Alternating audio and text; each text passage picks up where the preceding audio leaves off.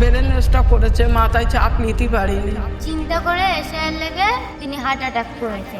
কেউ সিনতেল দিয়ে নিজের গায়ে আগুন দিয়ে সুইসাইড করে, দাদা ডিস পান করে। উনি বাধ্য হয়ে গলায় দড়ি দিলেন।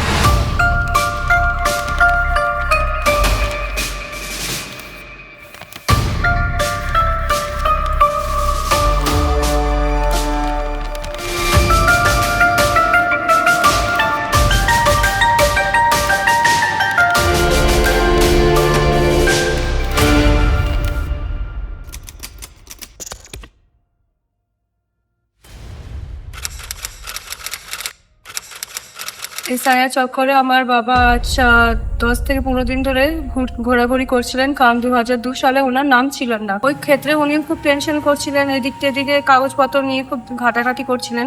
হঠাৎ করে ওনার 4:30-4:30টার দিকে শরীরটা খুব অসুস্থ বোধ করে। তা আমরা দীঘা হসপিটালে নিয়ে যাওয়ার আগেই ওনার ডিক্লেয়ার হয়ে যান। এসআইআর শুরু হবার পর থেকে একের পর এক অস্বাভাবিক মৃত্যুর খবর সামনে আসছে। নিজের এবং নিজের পরিবারের নাগরিকত্ব নিয়ে অনিশ্চয়তা থেকে আত্মহননের পথ বেছে নিচ্ছে মানুষ।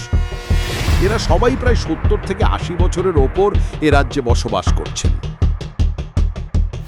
এখানেই জন্ম, এখানেই বেড়ে ওঠা এবং এখানেই ঘর সংসার। কিন্তু হঠাৎ এভাবে আগ্রাসী রাজনীতির শিকার হতে হবে কেউই বোধহয় ভাবেননি। রানাঘাটের শ্যামল সাহা, বয়স 72 বছর। বেনাগরিক হওয়ার ভয় এই বয়সেও পিছন ছাড়েনি বৃদ্ধে। পেশায় হকার শ্যামলবাবু 2002-এর ভোটার লিস্টে নিজের নাম খুঁজে পাননি। সেই থেকেই শুরু হয় দুশ্চিন্তা। একে সারাদিনের কাজের ধকল, তার ওপর দেশ ছাড়া হওয়ার ভয়। নিতে পারেননি শ্যামলবাবু। বাবার এই এনআরসি হওয়ার পরে যে 2002 সালের যে লিস্টে নাম নিয়ে তিনি দুশ্চিন্তা করতেন। 2002 সালে তার নাম ছিল না। কি করবেন, কীভাবে কি হবে এই চিন্তা করছিল কয়েকদিন ধরে। উনি অসুস্থতা বোধ হয়ে হাসপাতালে ভর্তি করা হয়, কিন্তু হাসপাতালে নিয়ে যাওয়ার পর ডাক্তার মৃত বলে ঘোষণা করেন। হুগলির 28 বছরের আশা সোরেন, সে নিজে বিষ খেয়েছিল এবং একই বিষ তার 6 বছরের মেয়ে মানিকাকেও খাইয়েছিল। গত 5 বছর ধরে পারিবারিক বিরোধের কারণে সে তার বাপের বাড়িতেই থাকছিল।